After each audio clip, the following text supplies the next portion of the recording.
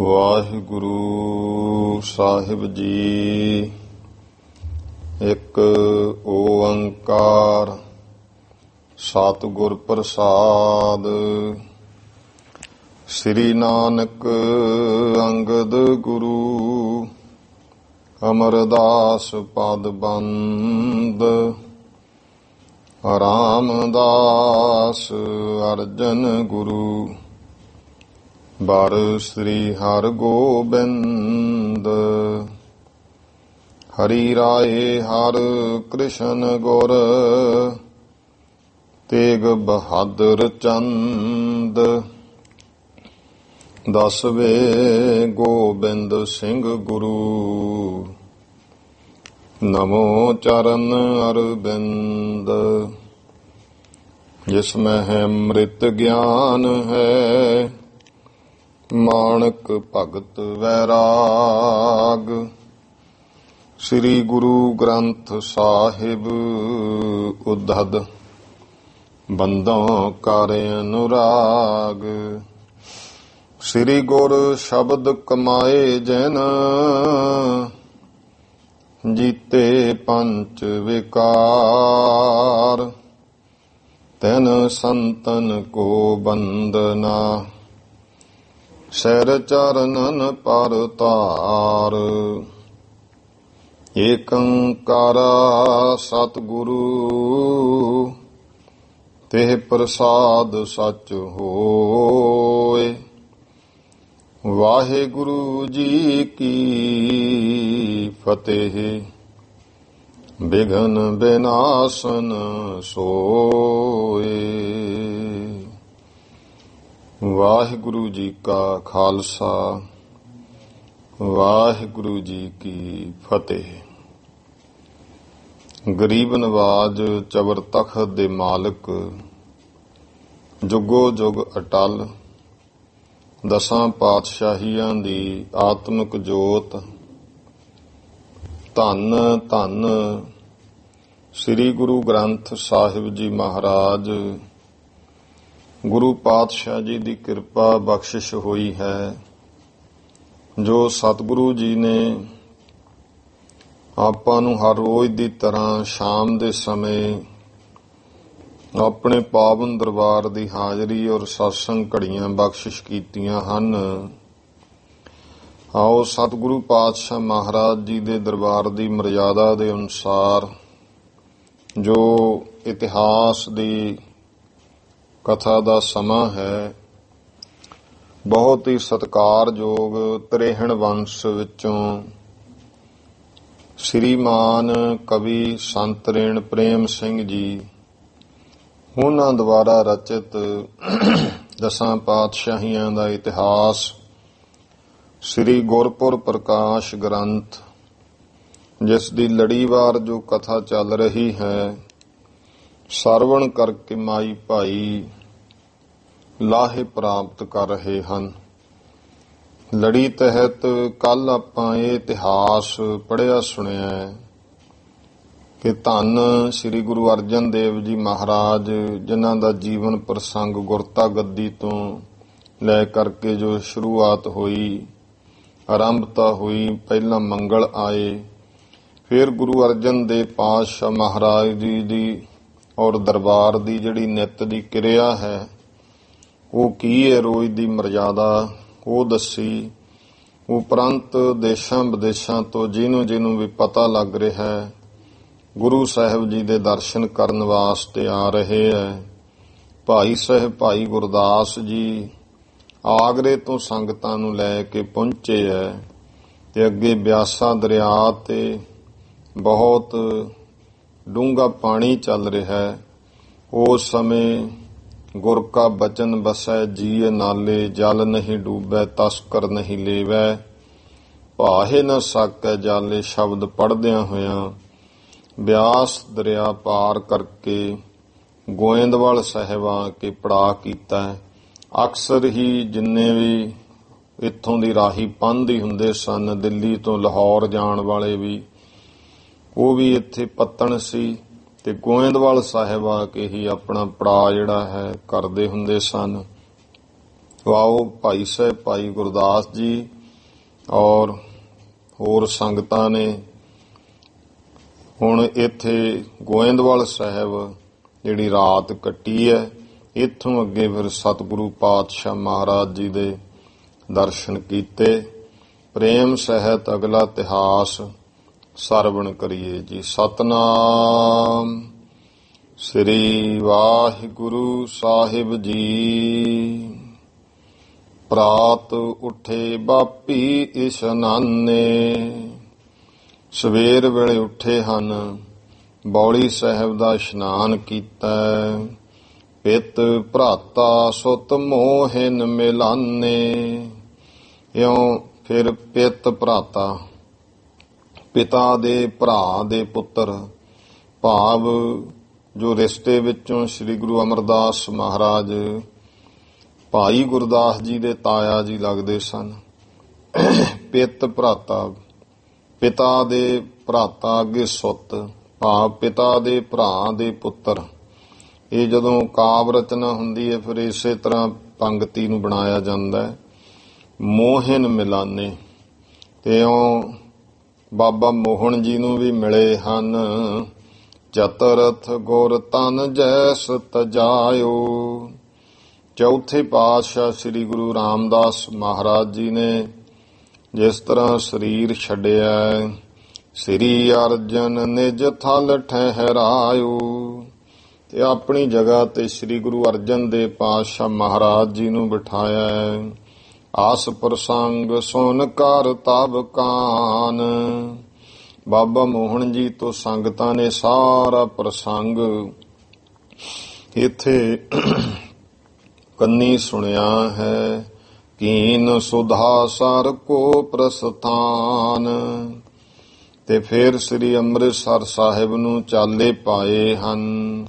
ਇੱਕ ਨਿਸ ਬਸ ਪਹੁੰਚੇ ਤਹਿ ਜਾਈ, ਇੱਕ ਰਾਤ ਰਹਿ ਕੇ ਇਉਂ ਭਾਈ ਫਿਰ ਅੰਮ੍ਰਿਤਸਰ ਸਾਹਿਬ ਜਾ ਪਹੁੰਚੇ ਹਨ। ਤਬ ਗੁਰਦਾਸ ਹਿਰਦੇ ਠਹਿਰਾਈ, ਤਾਂ ਭਾਈ ਗੁਰਦਾਸ ਜੀ ਨੇ ਆਪਣੇ ਮਨ ਵਿੱਚ ਇਹ ਗੱਲ ਸੋਚੀ, ਨਿਸ਼ਚੇ ਸ੍ਰੀ ਅਰਜਨ ਗੁਰ ਭਇਓ, ਤੇ ਵੀ ਨਿਸ਼ਚੇ ਹੀ ਜੋ ਸ੍ਰੀ ਗੁਰੂ ਅਰਜਨ ਦੇਵ ਪਾਤਸ਼ਾਹ ਹਨ ਉਹ ਗੁਰੂ ਹੋਏ ਹਨ। ਯਕੀਨਨ ਗੁਰੂ ਅਰਜਨ ਦੇਵ ਹੀ ਗੁਰੂ ਹਨ।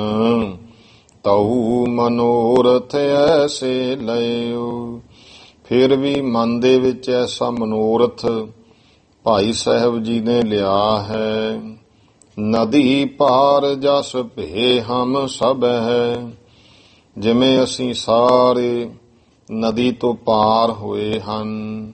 ਜਾਣੇ ਭੇਵ ਕਹੈ ਮੁਖ ਜਬੈ, ਤਾਂ ਜਾਣੀਏ ਜਦੋਂ ਇਹ ਅੰਦਰ ਦਾ ਭੇਦ ਵੀ ਕਿਵੇਂ ਸੰਗਤਾਂ ਪਾਰ ਹੋਈਆਂ, ਗੁਰੂ ਸਾਹਿਬ ਆਪਣੇ ਮੁਖ ਤੋਂ ਕਹਿ ਦੇਣ। ਤਉ ਜਾਨੋ ਮੈਂ ਗੁਰ ਇਹੋ ਭਏ, ਫਿਰ ਜਾਣੀਏ ਵੀ ਹਾਂ, ਕਿਉਂਕਿ ਇਸ ਗੱਲ ਦਾ ਰੌਲਾ ਬਾਬੇ ਪ੍ਰਿਥੀ ਚੰਦ ਨੇ ਪਾ ਰੱਖਿਆ ਸੀ ਕਿ ਨਹੀਂ ਮੈਂ ਗੁਰੂ ਹਾਂ, ਵੱਡਾ ਪੁੱਤਰ। ਤਾਂ ਫਿਰ ਮਨ ਵਿੱਚ ਇਹ ਵੀ ਤੇ ਨਿਸ਼ਚੈ ਹੀ ਹੈ, ਲੇਕਿਨ ਸੰਗਤ ਦੇ ਮਨ ਵਿੱਚ ਸ਼ੰਕਾ ਨਾ ਪਵੇ। ਭਾਈ ਸਾਹਿਬ ਭਾਈ ਗੁਰਦਾਸ ਜੀ ਨੇ ਫੁਰਨਾ ਕਰ ਲਿਆ ਕਿ ਮਹਾਰਾਜ ਜੀ ਐਂ ਕਿਰਪਾ ਕਰ ਦੇਣ, ਜਾਂਦਿਆਂ ਨੂੰ ਸਾਰਾ ਜਿਵੇਂ ਅਸੀਂ ਨਦੀ ਤੋਂ ਪਾਰ ਹੋਏ ਆ, ਕਿਵੇਂ ਜਲ ਘਟਿਆ, ਵੀ ਮਹਾਰਾਜ ਉਹ ਆਪ ਹੀ ਮੂੰਹੋਂ ਪਹਿਲਾਂ ਹੀ ਕਹਿ ਦੇਣ, ਤਾਂ ਕਰਕੇ ਫਿਰ ਸੰਗਤ ਨੂੰ ਹੋਰ ਪਰਪੱਕਤਾ ਹੋ ਜਾਵੇਗੀ। ਨਹੀਂ ਸੰਗਤ ਦੇ ਮਨ ਵਿੱਚ, ਕਿਉਂਕਿ ਸਾਰੇ ਉਹ ਅਵਸਥਾ ਦੇ ਨਹੀਂ ਨਾ ਹੁੰਦੇ ਹੈ, ਕਿਸੇ ਦੇ ਮਨ ਵਿੱਚ ਇਹ ਸ਼ੰਕਾ ਹੋਵੇ ਇਹ ਤੇ ਛੋਟੇ ਪੁੱਤਰ ਸੀ, ਵੱਡੇ ਨੂੰ ਗੱਦੀ ਉਹ ਆਪ ਗੱਦੀਦਾਰ ਜਤਾ ਰਹੇ ਨੇ, ਇਹ ਕੀ ਕਾਰਨ ਹੈ। ਤਾਂ ਕਰਕੇ ਇਹ ਫਿਰ ਜਿਹੜਾ ਗੁਰਮੁਖ ਪੁਰਸ਼ ਦੇ ਅੰਦਰ ਐਸਾ ਫੁਰਨਾ, ਜਿਹੜਾ ਇਹਨੂੰ ਸ਼ੁੱਧ ਫੁਰਨਾ ਕਹਿੰਦੇ ਆ, ਇਹ ਕੋਈ ਗੁਰੂ ਦੀ ਪਰਖ ਨਹੀਂ ਹੁੰਦੀ ਹੈ, ਇਹ ਇੱਕ ਭਾਵ ਹੈ ਜਿਹੜਾ ਅੰਦਰ ਪੈਦਾ ਹੋ ਜਾਂਦਾ ਹੈ। ਜਿਵੇਂ ਇਹ ਭਾਵਨਾ ਸ਼ੁੱਧ ਭਾਵਨਾ ਹੈ, ਇਸ ਨੂੰ ਕਿਹਾ ਜਾਂਦਾ, ਇਹਨੂੰ ਮਲੀਨ ਭਾਵਨਾ ਨਹੀਂ ਕਿਹਾ ਜਾਂਦਾ। ਤੇ ਉਹ ਮਨ ਵਿੱਚ ਭਾਈ ਸਾਹਿਬ ਜੀ ਦੇ ਆਇਆ ਹੈ, ਤਉ ਜਾਨੋ ਮੈਂ ਗੁਰ ਇਹੋ ਭਏ, ਫੇਰ ਹੀ ਅਸੀਂ ਜਾਣੀਏ ਕਿ ਇਹੀ ਗੁਰੂ ਹੋਏ ਹਨ। ਸ੍ਰੀ ਨਾਨਕ ਪੰਚਮ ਤਨ ਲਏ। ਸ੍ਰੀ ਗੁਰੂ ਨਾਨਕ ਦੇਵ ਮਹਾਰਾਜ ਜੀ ਦਾ ਪੰਜਵਾਂ ਤਨ ਸਰੀਰ ਰੂਪ ਹੋਏ ਹਨ। ਏਵ ਮਨੋਰਥ ਕਾਰੇ ਔਰ ਮਾਹੀ। ਇਸ ਤਰ੍ਹਾਂ ਦਾ ਮਨੋਰਥ ਭਾਈ ਸਾਹਿਬ ਜੀ ਨੇ ਮਨ ਅੰਦਰ ਕੀਤਾ। ਬੇਰਾ ਕੀਨ ਸੁਧਾ ਸਾਰੇ ਆਹੀ। ਤੇ ਆ ਕੇ ਅੰਮ੍ਰਿਤਸਰ ਸਾਹਿਬ ਡੇਰਾ ਕਰ ਲਿਆ ਹੈ। ਘਰ ਮੱਜਨ ਬਸਤਰ ਬਦਲਾਏ। ਇੱਥੇ ਇਸ਼ਨਾਨ ਕੀਤਾ।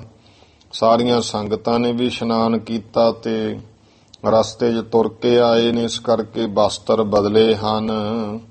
ਸ੍ਰੀ ਅਰਜਨ ਸੋਭਤ ਜਿਸ ਥਾਏ। ਜਿਸ ਜਗ੍ਹਾ ਤੇ ਸ੍ਰੀ ਗੁਰੂ ਅਰਜਨ ਦੇਵ ਜੀ ਮਹਾਰਾਜ ਸੋਭ ਰਹੇ ਹਨ। ਕਰ ਦਰਸ਼ਨ ਧਰ ਭੇਟ ਅਗਾਰੀ। ਦਰਸ਼ਨ ਕੀਤੇ ਤੇ ਸਤਿਗੁਰਾਂ ਅੱਗੇ ਭੇਟਾ ਰੱਖੀ। ਜਨਮ ਜਨਮ ਕੀ ਪੀਰ ਉਤਾਰੀ। ਜਨਮ ਜਨਮ ਦੀ ਜਿਹੜੀ ਪੀੜਾ ਹੈ ਉਹ ਭਾਈ ਮਹਾਰਾਜ ਨੇ ਕਿਰਪਾ ਕੀਤੀ, ਸਾਰਿਆਂ ਦੀ ਲਾਹ ਦਿੱਤੀ। ਆਇਸ ਦੇ ਗੁਰ ਸਭ ਬੈਠਾਏ। ਆਗਿਆ ਦੇ ਕੇ ਗੁਰੂ ਸਾਹਿਬ ਜੀ ਨੇ ਸਾਰਿਆਂ ਨੂੰ ਬਿਠਾਇਆ ਹੈ। ਮਨ ਇੱਛਤ ਸਭ ਕੋ ਫਲ ਦਾਏ। ਸਭ ਨੂੰ ਮਨ ਇੱਛਤ ਫਲ ਬਖਸ਼ੇ ਹਨ। ਸਹਿਜ ਸੁਭਾਅ ਇੱਕ ਬਾਕ ਬਿਲਾਸੂ। ਇਉਂ ਭਾਈ ਸਹਿਜ ਸੁਭਾਅ ਹੀ ਮਹਾਰਾਜ ਨੇ ਬੜੀ ਪ੍ਰਸੰਨਤਾ ਦੇ ਨਾਲ ਬਚਨ ਕਹੇ। ਕਹਿ ਗੁਰ ਧੰਨ ਭਾਈ ਗੁਰਦਾਸੂ। ਗੁਰੂ ਸਾਹਿਬ ਕਹਿਣ ਲੱਗੇ ਵੀ ਹੇ ਭਾਈ ਗੁਰਦਾਸ, ਤੁਸੀਂ ਧੰਨ ਹੋ। ਰਿਸ਼ਤੇ ਵਿੱਚੋਂ ਭਾਈ ਗੁਰਦਾਸ ਜੀ ਮਾਮਾ ਲੱਗਦੇ ਨੇ ਤੇ ਉਮਰ ਦੇ ਵਿੱਚ ਭਾਈ ਗੁਰਦਾਸ ਜੀ ਭਾਵੇਂ ਥੋੜੇ ਹੀ ਵੱਡੇ ਸਨ ਤੇ ਫਿਰ ਵੀ, ਕਿਉਂਕਿ ਉਮਰ ਦਾ ਹਿਸਾਬ ਕਿਤਾਬ ਫਿਰ ਵੀ ਹੈ। ਗੁਰੂ ਰਾਮਦਾਸ ਪਾਤਸ਼ਾਹ ਮਹਾਰਾਜ ਜੀ ਦੇ ਲਗਭਗ ਜੋ ਹੈ ਉਹਨਾਂ ਤੋਂ ਹਮ ਉਮਰ ਜਾਂ ਥੋੜੇ ਉਮਰ ਛੋਟੀ ਸੀ ਭਾਈ ਗੁਰਦਾਸ ਜੀ ਦੀ। ਤੇ ਰਸਤੇ ਵਿੱਚ ਭਾਈ ਗੁਰਦਾਸ ਜੀ ਗੁਰੂ ਅਰਜਨ ਦੇਵ ਜੀ ਦੇ ਮਾਮੇ ਲੱਗਦੇ ਆ। ਪਰ ਕਦੇ ਵੀ ਭਾਈ ਗੁਰਦਾਸ ਜੀ ਨੇ ਇਹ ਭਾਵਨਾ ਨਹੀਂ ਮਨ ਵਿੱਚ ਰੱਖੀ ਕਿ ਮੈਂ ਮਾਮਾ ਹਾਂ ਇਹਨਾਂ ਦਾ। ਇਹੀ ਭਾਵਨਾ ਕਿ ਅਸੀਂ ਤੇ ਸਿੱਖ ਹਾਂ, ਇਹ ਸਾਡੇ ਗੁਰੂ ਹੈ। ਇਹ ਭਾਵਨਾ ਜਿਹੜੀ ਹੈ ਮਨ ਵਿੱਚ ਹੈ। ਕਹਿ ਗੁਰ ਧੰਨ ਭਾਈ ਗੁਰਦਾਸੂ। ਭਾਈ ਗੁਰਦਾਸ ਜੀ ਮਹਾਰਾਜ ਕਹਿੰਦੇ ਤੁਸੀਂ ਧੰਨ ਹੋ। ਗੁਰ ਬਚਨ ਨਿਸ਼ਚੈ ਪੋਤ ਵਿਚਾਰਾ। ਜਿਹੜਾ ਤੁਸੀਂ ਹੈ ਭਾਈ ਗੁਰਦਾਸ ਜੀ ਗੁਰੂ ਦੇ ਬਚਨ ਨੂੰ ਨਿਸ਼ਚੇ ਨਾਲ ਪੋਤ ਨਾਮ ਇੱਥੇ ਜਹਾਜ਼ ਦਾ ਹੈ ਕਿ ਜਹਾਜ਼ ਰੂਪ ਵਿਚਾਰਿਆ। ਕਿ ਗੁਰੂ ਸ਼ਬਦ ਜਿਹੜਾ ਬਚਨ ਹੈ ਇਹ ਵੀ ਜਹਾਜ਼, ਜਿਵੇਂ ਜਹਾਜ਼ ਪਾਰ ਕਰਦਾ ਹੈ, ਗੁਰੂ ਦਾ ਬਚਨ ਵੀ ਪਾਰ ਕਰਦਾ ਹੈ। ਨਿਸ਼ਚੇ ਸਹਿਤ ਗੁਰੂ ਦੇ ਬਚਨ ਨੂੰ ਜੋ ਤੁਸੀਂ ਜਹਾਜ਼ ਰੂਪ ਵਿਚਾਰਿਆ। ਹੋਏ ਬਿਆਸਾ ਤੇ ਤੁਮ ਪਾਰਾ। ਜੋ ਤੁਸੀਂ ਬਿਆਸਾ ਦਰਿਆ ਤੋਂ ਗੁਰੂ ਬਚਨ ਦਾ ਆਸਰਾ ਲੈ ਕੇ ਪਾਰ ਹੋ ਗਏ। ਜੋ ਸਿੱਖ ਅਸ ਵਿਦ ਨਿਸ਼ਚਾ ਧਾਰੈ। ਇਹ ਭਾਈ ਗੁਰਦਾਸ ਜੀ ਹੋਰ ਸੰਗਤਾਂ ਜੋ ਨਾਲ ਆਈਆਂ ਸਭ ਬੈਠੇ ਆ। ਮਹਾਰਾਜ ਕਹਿੰਦੇ ਜਿਹੜਾ ਵੀ ਕੋਈ ਸਿੱਖ ਇਸ ਤਰ੍ਹਾਂ ਭਾਈ ਗੁਰੂ ਸ਼ਬਦ ਉੱਤੇ ਗੁਰੂ ਦੇ ਬਚਨ ਉੱਤੇ ਨਿਸ਼ਚਾ ਧਾਰਨ ਕਰ ਲਵੇਗਾ, ਕਿਉਂ ਨਾ ਹੋਏ ਭਵ ਸਾਗਰ ਪਾਰੈ। ਉਹ ਭਲਾ ਦੱਸੋ ਭਵ ਸਾਗਰ ਤੋਂ ਕਿਵੇਂ ਨਹੀਂ ਪਾਰ ਹੋਵੇਗਾ। ਭਾਵ ਉਹ ਤੇ ਨਿਸ਼ਚੇ ਸਹਿਤ ਉਹਦਾ ਪਾਰ ਉਤਾਰਾ ਹੋਵੇਗਾ। ਸੁਨ ਭਾਈ ਚਰਨਨ ਲਪਟਾਇਓ। ਇਹ ਸੁਣ ਕੇ ਭਾਈ ਗੁਰਦਾਸ ਜੀ ਗੁਰੂ ਅਰਜਨ ਦੇਵ ਜੀ ਮਹਾਰਾਜ ਦੇ ਚਰਨਾਂ ਨਾਲ ਲਿਪਟ ਗਏ। ਨਿਸ਼ਚੇ ਪੰਚਮ ਗੁਰੂ ਲਖਾਇਓ। ਨਿਸ਼ਚੇ ਸਹਿਤ ਹੀ ਜਾਣਿਆ ਇਹੀ ਪੰਜਵੇਂ ਗੁਰੂ ਹਨ। ਗੁਰੂ ਨਾਨਕ ਸਾਹਿਬ ਜੀ ਦਾ ਸਰੀਰ ਰੂਪ ਪੰਜਵਾਂ ਸਰੀਰ ਧਾਰ ਕੇ ਉਹੀ ਜੋਤ ਹੈ। ਸਤਿਗੁਰ ਤਿਸ ਕੋ ਪ੍ਰੇਮ ਲਖਾਇਓ। ਗੁਰੂ ਪਾਤਸ਼ਾਹ ਮਹਾਰਾਜ ਜੀ ਨੇ ਇਉਂ ਭਾਈ ਗੁਰਦਾਸ ਜੀ ਨੂੰ ਪ੍ਰੇਮ ਜਣਾਇਆ ਹੈ। ਸ੍ਰੀ ਮੁਖ ਤੇ ਅਸ ਬਚਨ ਅਲਾਇਓ। ਸੁਭਾਏ ਮਾਨ ਮੁਖ ਤੋਂ ਸਤਿਗੁਰੂ ਜੀ ਨੇ ਫਿਰ ਭਾਈ ਗੁਰਦਾਸ ਜੀ ਨੂੰ ਇਹ ਬਚਨ ਕਿਹਾ, ਰਹੋ ਹਮ ਪਾਸ ਸਦਾ ਗੁਰ ਪਿਆਰੇ। ਹੇ ਭਾਈ ਗੁਰਦਾਸ ਗੁਰੂ ਕੇ ਪਿਆਰੇ, ਹੁਣ ਤੁਸੀਂ ਹਮੇਸ਼ਾ ਸਾਡੇ ਕੋਲ ਰਹੋ। ਗੁਰ ਘਰ ਕੀ ਸਭ ਕਾਰ ਸੰਭਾਰੇ। ਤੇ ਗੁਰੂ ਘਰ ਦੀ ਸਾਰੀ ਜਿਹੜੀ ਸੇਵਾ ਦਾ ਕਾਰਜ ਹੈ ਉਹ ਤੁਸੀਂ ਸੰਭਾਲੋ। ਸੁਨ ਗੁਰਦਾਸ ਬੰਦਨਾ ਕੀਨ। ਇਹ ਸੁਣ ਕੇ ਭਾਈ ਗੁਰਦਾਸ ਜੀ ਨੇ ਮਹਾਰਾਜ ਨੂੰ ਬੰਦਨਾ ਕੀਤੀ ਹੈ। ਜਿਵ ਆਗਿਆ ਤਿਵ ਕਰੋ ਪ੍ਰਬੀਨ। ਇਹ ਚਤੁਰ ਸੋ ਸਤਿਗੁਰੂ। ਚਤੁਰ ਦਾ ਭਾਵ ਹੁੰਦਾ ਜਿਵੇਂ ਆਮ ਤਾਂ ਆਪਾਂ ਚਤੁਰ ਦੇ ਅਰਥ ਚਲਾਕ ਕਰਦੇ ਆਂ। ਪੁਰਾਤਨ ਸਮੇਂ ਵਿੱਚ ਚਤੁਰ ਦੇ ਅਰਥ ਨੇ ਸਭ ਤੋਂ ਮਹਾਨ ਸਿਆਣਾ।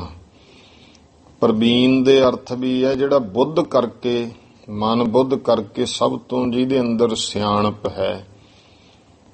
ਤੇ ਸੁਜਾਨ ਵੀ ਸ਼ਬਦ ਆਉਂਦਾ ਹੈ ਗੁਰਬਾਣੀ ਵਿੱਚ। ਇਸ ਕਰਕੇ ਭਾਈ ਸਭ ਤੋਂ ਜਿਹੜਾ ਸਿਆਣਾ ਹੈ ਉਹ ਗੁਰੂ ਹੈ। ਤੇ ਕਈ ਜਗ੍ਹਾ ਹੁੰਦਾ, ਚਲੋ ਇਹ ਗੱਲ ਵਿੱਚ ਆ ਜਾਂਦੀ ਹੈ, ਇਹ ਤਾਂ ਕਰੀਦੀ ਹੈ ਸੰਗਤਾਂ ਅੰਦਰੋਂ ਮਨਮਤ ਨਿਕਲੇ। ਕਿਉਂਕਿ ਜਿੱਥੇ ਤੁਸੀਂ ਸਰਵਣ ਕਰਦੇ ਹੋ ਤੇ ਮਹਾਰਾਜ ਦੀ ਕਿਰਪਾ ਹੈ, ਜਿਹੜੇ ਸਰਵਣ ਕਰਦੇ ਉਹ ਮਨਮਤਾਂ ਤੋਂ ਬਚੇ ਹੋਏ ਹਨ। ਤੇ ਇਹੀ ਗੱਲ ਘਰ ਦੇ ਵਿੱਚ ਸੁਰਤੀ ਅੰਦਰ ਘਰ ਕਰ ਜੇ ਤੇ ਇਹ ਰਿਕਾਰਡ ਵੀ ਹੁੰਦੀ, ਕੋਈ ਉਹ ਪੁਰਾਣੀ ਵੀ ਸੁਣਦੇ ਜਿਹੜੇ ਭਰਮ 'ਚ ਫਸੇ। ਇਹ ਆਮ ਤੌਰ ਤੇ ਹੁੰਦਾ ਫਲਾਣਾ ਸਿਆਣੇ ਨੂੰ ਮੰਨਦਾ, ਉਹ ਫਲਾਣਾ ਸਿਆਣਪ ਕਰਦਾ ਹੈ। ਨਹੀਂ ਭਾਈ, ਸਿਆਣਪ ਤਾਂ ਗੁਰੂ ਕਰ ਰਿਹਾ, ਜਿਹੜਾ ਸਾਨੂੰ ਸੱਚੀ ਸੁੱਚੀ ਸਿੱਖਿਆ ਦੇ ਰਿਹਾ ਕਿ ਭਾਈ ਪਰਮੇਸ਼ਰ ਦਾ ਨਾਮ ਜਪਣਾ ਤੇ ਸਾਡਾ ਜੀਵਨ ਕਿਹੋ ਜਿਹਾ ਹੋ ਰਿਹਾ। ਤੇ ਜਿਹੜੇ ਗੁਰਮੁਖੋ ਕਲੇਸ਼ ਪਵਾ ਰਹੇ ਆ, ਤੈਨੂੰ ਫਲਾਣੇ ਨੇ ਕੁਛ ਕਰਾਇਆ ਲੱਗਦਾ, ਕਿਸੇ ਨੇ ਐਂ ਕਰਾਇਆ ਲੱਗਦਾ, ਉਹਨਾਂ ਦੇ ਤੂੰ ਆਹ ਕਰਿਆ ਜਾਂ ਚੌਂਕ ਚਾਹ ਕੁਛ ਰੱਖਦੇ ਐਂ ਹੋ ਜੂ, ਉਹ ਕਮਲ ਘੋਟਦੇ ਆ, ਸਿਆਣਪ ਥੋੜ੍ਹੋ ਕਰਦੇ ਆ। ਤੇ ਇਸ ਕਰਕੇ ਹੈਰਾਨੀ ਹੁੰਦੀ ਹੈ। ਕਲਯੁਗ ਦੀ ਨਿਸ਼ਾਨੀ ਹੈ ਕਿ ਕਮਲ ਘੋਟਣ ਵਾਲਿਆਂ ਨੂੰ ਇਹ ਕਿਹਾ ਜਾਂਦਾ ਹੈ ਫਲਾਨਾ ਸਿਆਣਪ ਕਰਦਾ, ਤੇ ਕਮਲੇ ਦਾ ਨਾਂ ਸਿਆਣਾ ਰੱਖ ਲਿਆ। ਉਹ ਕਮਲਾ ਕਮਲ ਘੋਟ ਰਿਹਾ ਹੈ, ਇਹ ਕਹਿੰਦੇ ਸਿਆਣਾ ਹੈ, ਸਿਆਣਪ ਕਰ ਰਿਹਾ ਹੈ। ਤੇ ਇਹਦਾ ਮਤਲਬ ਇਹ ਕਲਯੁਗ ਦੀ ਨਿਸ਼ਾਨੀ ਹੈ ਤੇ ਮੰਦਬੁੱਧਤਾ ਦੀ ਨਿਸ਼ਾਨੀ ਹੈ। ਪ੍ਰਬੀਨ ਸ਼ਬਦ ਸਤਿਗੁਰੂ ਜੀ ਦੀ ਬਾਬਤ ਆਇਆ। ਜਿਵ ਆਗਿਆ ਤਿਵ ਕਰੋ ਪ੍ਰਬੀਨ। ਹੇ ਪ੍ਰਬੀਨ ਸਰੂਪ ਸਤਿਗੁਰੂ ਜੀ, ਭਾਈ ਗੁਰਦਾਸ ਜੀ ਕਹਿੰਦੇ ਜਿਵੇਂ ਤੁਹਾਡਾ ਹੁਕਮ ਹੈ ਉਸੇ ਤਰ੍ਹਾਂ ਕਰਾਂਗੇ। ਤੇ ਦਿਨ ਤੇ ਗੁਰ ਟਹਿਗ ਗੁਰਦਾਸ।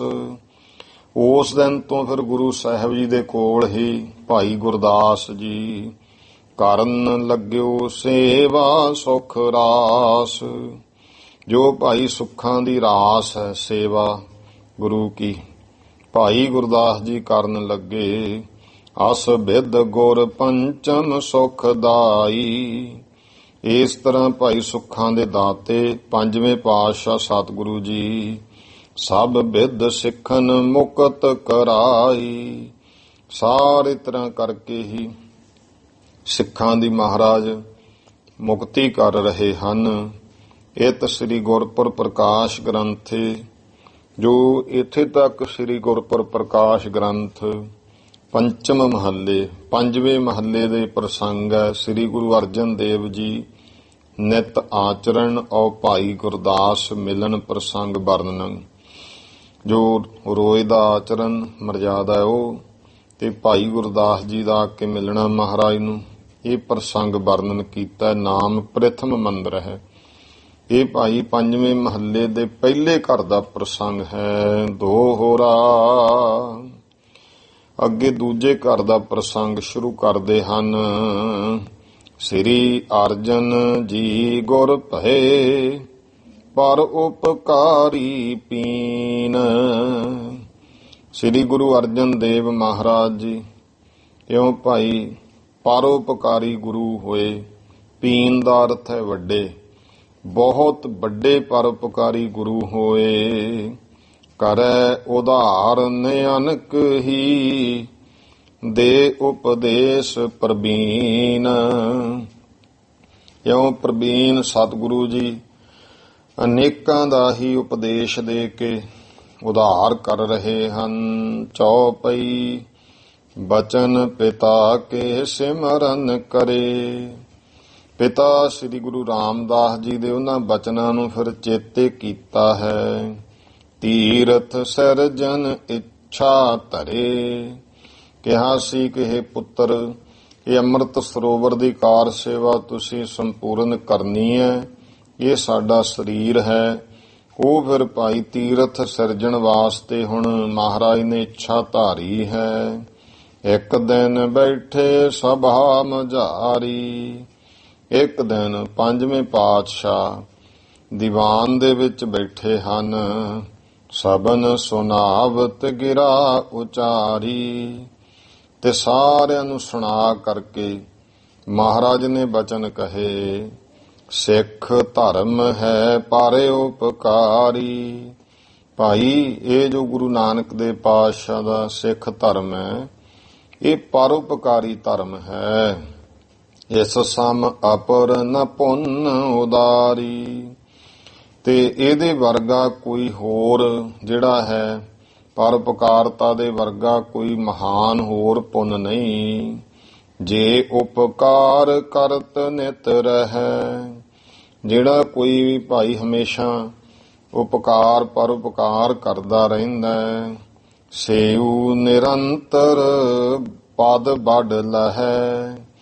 ਉਹ ਫਿਰ ਜਾਣੋ ਵੀ ਲਗਾਤਾਰ ਵੱਡੇ ਪਦ ਨੂੰ ਪ੍ਰਾਪਤ ਕਰ ਲੈਂਦਾ। ਭਾਵ ਆਤਮ ਪਦ ਦੀ, ਬ੍ਰਹਮ ਪਦ ਦੀ, ਚੌਥੇ ਪਦ ਦੀ, ਪਰਮ ਪਦ ਦੀ ਪ੍ਰਾਪਤੀ ਕਰ ਲੈਂਦਾ ਹੈ।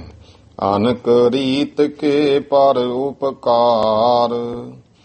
ਤੇ ਮਹਾਰਾਜ ਕਹਿੰਦੇ ਜਿਹੜੇ ਪਰਉਪਕਾਰ ਹਨ ਇਹ ਅਨੇਕਾਂ ਤਰ੍ਹਾਂ ਦੇ ਨੇ। ਪੁੰਨੀ ਕਰਤੇ ਜਗਤ ਮਝਾਰ। ਤੇ ਜਿਹੜੇ ਪੁੰਨੀ ਲੋਕ ਹਨ ਉਹ ਭਾਈ ਜਗਤ ਦੇ ਵਿੱਚ ਪਰਉਪਕਾਰ ਕੈਸੇ ਕਰਦੇ ਹਨ। ਸਭ ਤੇ ਊਤਮ ਕੂਪ ਲਗਾਵਨ। ਤੇ ਉਹਨਾਂ ਸਮਿਆਂ ਵਿੱਚ ਗੁਰਮੁਖੋ ਖੂਹ ਲਾਉਣਾ ਕੋਈ ਸੌਖੀ ਗੱਲ ਨਹੀਂ ਸੀ ਹੁੰਦੀ। ਆਪਾਂ ਵੇਖਦੇ ਰਹੇ ਹਾਂ ਪਿੰਡਾਂ ਵਿੱਚ ਇੱਕ ਖੂਹ ਹੁੰਦਾ ਸੀ, ਸਾਂਝਾ ਜੇ ਹੁੰਦਾ ਸੀ। ਸਾਰਾ ਪਿੰਡ ਕਿਤੇ ਰਲ ਕੇ, ਉਹ ਵੀ ਬਾਅਦ ਦੀਆਂ ਗੱਲਾਂ, ਤਾਂ ਬਹੁਤ ਸਮੇਂ ਗੁਰੂ ਮਹਾਰਾਜ ਜਦੋਂ ਉਸ ਸਮੇਂ ਮਹਾਰਾਜ ਦਾ ਸਰੀਰ ਰੂਪ ਵਿੱਚ ਵਿਚਰ ਰਹੇ ਹੈ, ਉਹਨਾਂ ਸਮਿਆਂ ਵਿੱਚ ਤਾਂ ਲਵਾਉਣਾ ਹੀ ਮੁਸ਼ਕਿਲ ਸੀ। ਕੋਈ ਰਾਜਾ ਮਹਾਰਾਜਾ ਜਾਂ ਕੋਈ ਵੱਡਾ ਸ਼ਾਹੂਕਾਰ ਜਿਹਦੇ ਕੋਲ ਬਹੁਤ ਧਨ ਹੈ ਇਲਾਕੇ ਦਾ, ਉਹ ਭਾਵੇਂ ਲਵਾ ਲੈਂਦਾ। ਉਹ ਵੀ ਖੂਹੀ ਲਵਾਉਂਦੇ ਹੁੰਦੇ ਸੀ ਛੋਟੀ ਮੋਟੀ, ਤੇ ਨਹੀਂ ਤਾਂ ਹੋਰ ਨਹੀਂ ਸੀਗਾ ਹਰੇਕ ਦੀ, ਕਿਉਂਕਿ ਹਿੰਮਤ ਨਹੀਂ ਸੀ ਐਡੀ।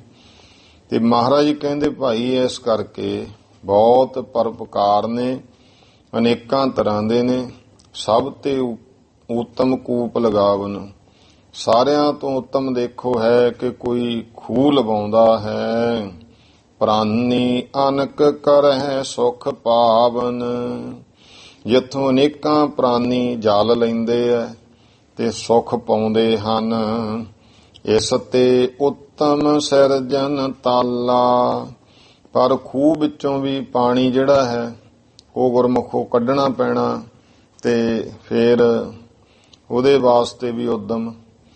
ਇਹ ਮਹਾਰਾਜ ਕਹਿੰਦੇ ਖੂਹ ਤੋਂ ਵੀ ਉੱਤਮ ਹੈ ਕੋਈ ਤਾਲ ਸਿਰਜ ਲੈਂਦਾ।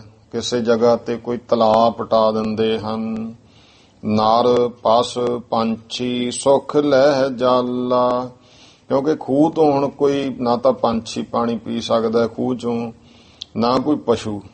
ਉਹ ਤਾਂ ਕੋਈ ਪਾਣੀ ਉਹਨਾਂ ਨੂੰ ਕੱਢ ਕੇ ਦੇਊਗਾ ਖੂਹ ਚੋਂ, ਤਾਂ ਹੀ ਪੀ ਸਕਦੇ ਹਨ। ਤੇ ਮਹਾਰਾਜ ਜੀ ਕਹਿੰਦੇ ਦੇਖੋ ਇਦੋਂ ਵੀ ਪਰਉਪਕਾਰ ਵੱਡਾ ਹੈ ਕੋਈ ਤਲਾਅ ਲਵਾ ਦਿੰਦਾ ਹੈ। ਉਹਨਾਂ ਸਮਿਆਂ ਵਿੱਚ ਇਉਂ ਢਾਬਾਂ ਜਿਹੜੇ ਅਮੀਰ ਲੋਕ ਹੁੰਦੇ ਸੀ ਉਹ ਲਵਾਉਂਦੇ ਹੁੰਦੇ ਸਨ। ਜਿਵੇਂ ਹੁਣ ਆਪਾਂ ਸੁਣਦੇ ਆ ਨਾ ਖਿਦਰਾਣੇ ਦੀ ਢਾਬ, ਜਿਹਨੂੰ ਮੁਕਤਸਰ ਸਾਹਿਬ ਕਹਿੰਦੇ ਆ। ਹੁਣ ਇਹ 3 ਭਰਾ ਸੀ ਜਲਾਲਾਬਾਦ ਦੇ, ਰੂਪਾਣਾ, ਧਿੰਗਾਣਾ ਤੇ ਖਿਦਰਾਣਾ। ਇਹਨਾਂ ਨੇ ਫਿਰ ਇਸ ਏਰੀਏ ਵਿੱਚ 3 ਢਾਬਾਂ ਬਣਾਈਆਂ ਸੀ। ਇੱਕ ਰੂਪਾਣੇ ਦੀ, ਰੂਪਾਣਾ ਪਿੰਡ ਹੈ ਉੱਥੇ, ਰੁਪਿਆਣਾ ਵੀ ਕਹਿੰਦੇ, ਰੁਪਾਣਾ, ਤੇ ਧਿੰਗਾਣਾ ਪਿੰਡ ਵੀ ਹੈ ਉੱਥੇ। ਜਦੋਂ ਮੁਕਤਸਰ ਸਾਹਿਬ ਚਲੇ, ਨੇੜੇ ਨੇੜੇ ਨੇ ਇਹ ਪਿੰਡ।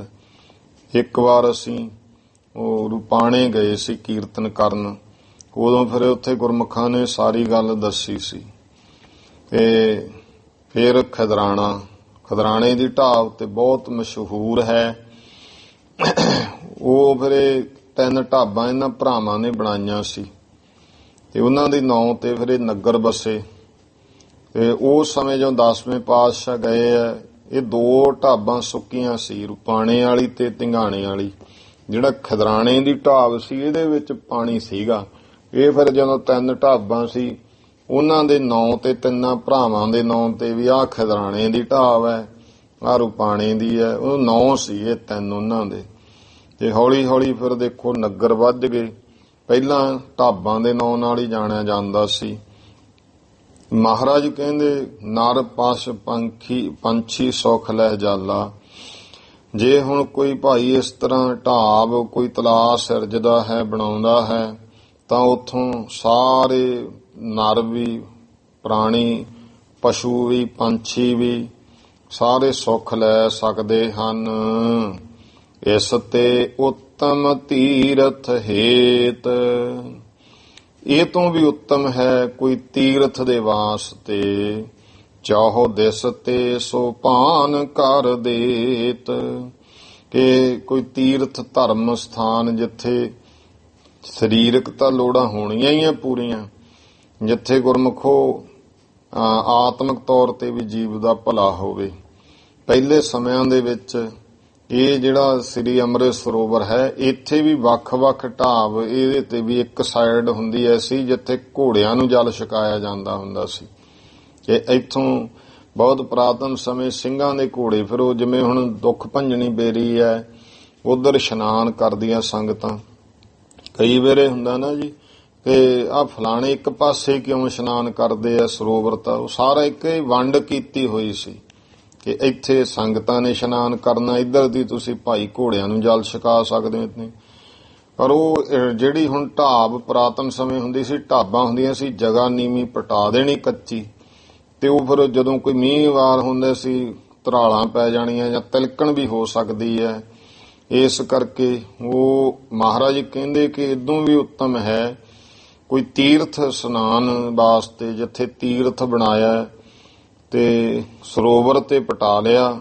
ਪਰ ਜੇ ਹੁਣ ਗੁਰਮੁਖੋ ਪੌੜੀਆਂ ਨਾ ਹੋਣ ਚਾਰੇ ਪਾਸੇ, ਫੇਰ ਵੀ ਇਹ ਬਹੁਤ ਔਖਾ ਹੋ ਜਾਂਦਾ ਇਸ਼ਨਾਨ ਦਾ। ਇਸ ਕਰਕੇ ਮਹਾਰਾਜ ਕਹਿੰਦੇ ਇਸ ਤੇ ਉੱਤਮ ਤੀਰਥ ਹੇਤ।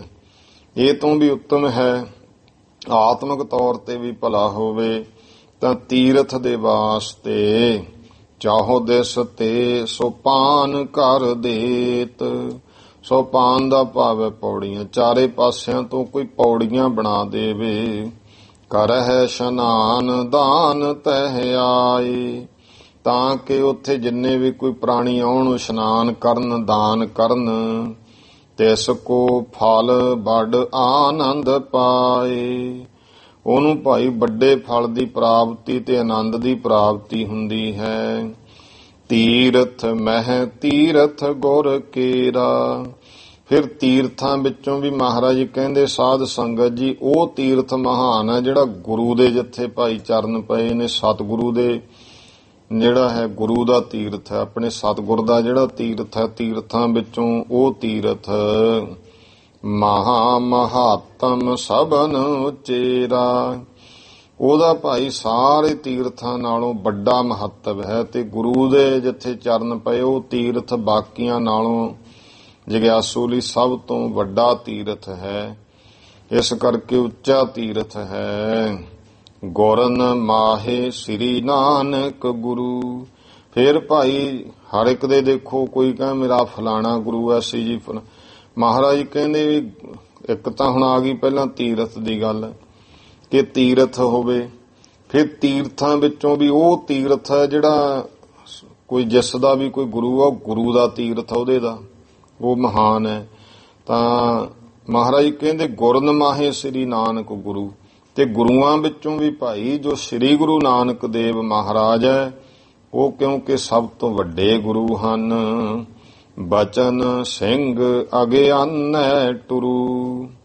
ਜਿਹੜੇ ਕਿ ਦੇਖੋ ਜਿਨ੍ਹਾਂ ਦੇ ਬਚਨ ਸ਼ੇਰਵਤ ਹੈ, ਤੇ ਜਿਹੜੇ ਭਾਈ ਅਗਿਆਨ ਰੂਪੀ ਟੁਰੂ, ਅਗਿਆਨ ਰੂਪੀ ਹਰਨਾਂ ਨੂੰ ਭਜਾਉਣ ਵਾਲੇ ਆ, ਜੋ ਬਚਨ ਨੇ ਉਹ ਸ਼ੇਰਵਤ ਨੇ ਗੁਰੂ ਦੇ ਬਚਨ।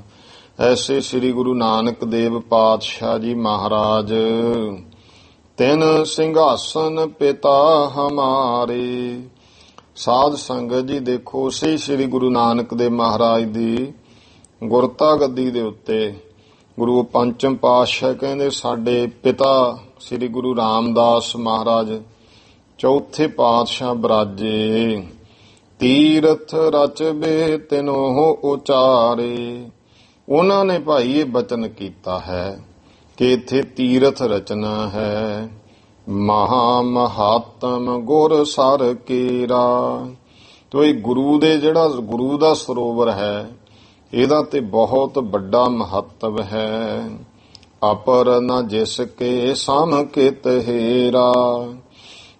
ਹੋਰ ਮਹਾਰਾਜ ਕਹਿੰਦੇ ਇਹਦੇ ਭਾਈ ਇਹਦੇ ਬਰਾਬਰ ਕੋਈ ਨਹੀਂ ਵੇਖਿਆ ਜਾਂਦਾ। ਜੋ ਗੁਰੂ ਦਾ ਜਿਹੜਾ ਤੀਰਥ ਹੈ, ਗੁਰੂ ਦਾ ਸਰੋਵਰ ਹੈ, ਇਹਦੇ ਬਰਾਬਰ ਕੋਈ ਨਹੀਂ ਹੈ। ਮਹਾਰਾਜ ਨੇ ਦੇਖੋ ਕਿੱਡੀ ਸੰਗਤ ਵਿੱਚ ਮਹਾਨਤਾ ਦੱਸੀ, ਤੇ ਪਰ ਹੈਰਾਨੀ ਇਉਂ ਹੈ, ਇਹ ਗੱਲ ਨਾਲ ਤਾਂ ਕਰੀਦੀ ਹੈ ਕਿ ਸੰਗਤਾਂ ਜਿਹੜਾ ਹੈ ਨਾ, ਕਿਉਂਕਿ ਅਸੀਂ ਬਹੁਤ ਕੁਝ ਸੁਣਦੇ ਆ, ਤੇ ਸੁਣ ਕੇ ਜੇ ਤਾਂ ਸੁਣਨ ਸਰੋਤੇ ਦੇ ਅੰਦਰ 14 ਪ੍ਰਕਾਰ ਦੇ ਗੁਣ ਹੈਗੇ ਆ, ਫਿਰ ਤਾਂ ਸਰੋਤਾ ਜਿਹੜਾ ਹੈ ਉਹ ਗੱਲ ਨੂੰ ਸਮਝੂ। ਜੇ ਅਜੇ ਉਨੇ ਗੁਣ ਪੈਦਾ ਨਹੀਂ ਹੋਏ, ਕਈ ਵਾਰ ਸੁਣ ਕੇ ਭਰਮ ਚ ਪੈ ਜਾਂਦਾ ਹੈ। ਉਹਦਾ ਕਾਰਨ ਕੀ ਹੈ? ਕਿਉਂਕਿ ਹੁਣ ਇਸ ਤਰ੍ਹਾਂ ਦਾ ਪ੍ਰਚਾਰ ਹੋ ਗਿਆ। ਪਹਿਲੇ ਸਮਿਆਂ ਵਿੱਚ ਹੁੰਦਾ ਸੀ ਸ਼ਰਧਾ ਵਾਲਾ ਪ੍ਰਚਾਰ, ਹੁਣ ਵਿੱਚ ਹੋ ਗਿਆ ਤਰਕ ਦੀਆਂ ਗੱਲਾਂ, ਤੇ ਬੁੱਧੀ ਵਿੱਚ ਕਿਉਂਕਿ ਉਹ ਭਾਵਨਾ ਨਹੀਂ ਰਹੀ, ਸ਼ੱਕ ਹੋ ਗਿਆ ਗੁਰੂ ਤੇ ਹੁਣ ਉਹ ਬਹੁਤ ਨੇ ਇਹੋ ਜਿਹੀਆਂ ਗੱਲਾਂ ਕਿ ਉਹਦੀ ਪਾਣੀ ਹੋਈ ਹੈ, ਤੇ ਉੱਥੇ ਜੇ ਐਂ ਕੀ ਐਂ ਹੋਣਾ, ਜੇ ਐਂ ਨਹਾਉਣ ਵਾਲੀ ਗੱਲਾਂ ਬਣ ਜਾਣ, ਫਿਰ ਤਾਂ ਜੀ ਉੱਥੇ ਜਿਹੜੇ ਰਹਿੰਦੇ ਆ ਤਾਂ ਰੋਜ਼ ਨਹਾਉਂਦੇ ਆ। ਤਾਂ ਇਹ ਗੱਲਾਂ ਕਰ ਕਰਕੇ ਲੋਕਾਂ ਦੇ ਅੰਦਰੋਂ ਸ਼ਰਧਾ ਨੂੰ ਖਤਮ ਕੀਤਾ ਜਾਂਦਾ ਹੈ। ਤੇ ਉਹ ਵੀ ਸਮਾਂ ਸੀ ਦੇਖੋ ਜਦੋਂ ਮੁਗਲ ਚੜ੍ਹ ਕੇ ਆਉਂਦੇ ਸੀ, ਤੇ ਉਹਨਾਂ ਦੀ ਭਾਵਨਾ ਕੀ ਹੁੰਦੀ ਸੀ? ਉਹਨਾਂ ਦੀ ਵੀ ਭਾਵਨਾ ਇਹੀ ਰਹੀ ਹੈ, ਸਭ ਤੋਂ ਪਹਿਲਾਂ ਇਹੀ ਗੱਲ ਨਹੀਂ ਕਿ ਇਹ ਜਿਹੜੇ ਸਿੱਖ ਨੇ ਇਹ ਮਰਦੇ ਕਿਉਂ ਨਹੀਂ। ਤਾਂ ਦੱਸਣ ਵਾਲਿਆਂ ਦੱਸਣਾ ਕਿ ਇਹਨਾਂ ਕੋਲ ਇੱਕ ਸਰੋਵਰ ਹੈ ਅੰਮ੍ਰਿਤਸਰ, ਉਹਦੇ ਵਿੱਚ ਇਸ਼ਨਾਨ ਕਰਕੇ ਪਤਾ ਨਹੀਂ ਇਹਨਾਂ ਨੂੰ ਕਿਹੜੀ ਸ਼ਕਤੀ ਮਿਲਦੀ ਹੈ। ਤਾਂ ਜਿੰਨੇ ਵੀ ਕੋਈ ਚੜ੍ਹ ਕੇ ਆਏ ਅਬਦਾਲੀ ਵਰਗੇ ਹੋਰ, ਤੇ ਉਹਨਾਂ ਨੇ ਸਭ ਤੋਂ ਪਹਿਲਾਂ ਇਹੀ ਕੋਸ਼ਿਸ਼ ਕੀਤੀ ਕਿ ਅੰਮ੍ਰਿਤ ਸਰੋਵਰ ਨੂੰ ਬੰਦ ਕਰੀਏ, ਇੱਥੇ ਸਿੱਖ ਇਸ਼ਨਾਨ ਨਾ ਕਰ ਲੈਣ। ਤਾਂ ਬਹੁਤ ਕੁਝ ਹੋਣਾ, ਪਹਿਰੇ ਲੱਗ ਜਾਣੇ, ਕਿਤੇ ਮਿੱਟੀ ਪਾ ਕੇ ਵੀ ਪੂਰਿਆ ਸਰੋਵਰ, ਪਹਿਰੇ ਲਾਤੇ ਸੀ।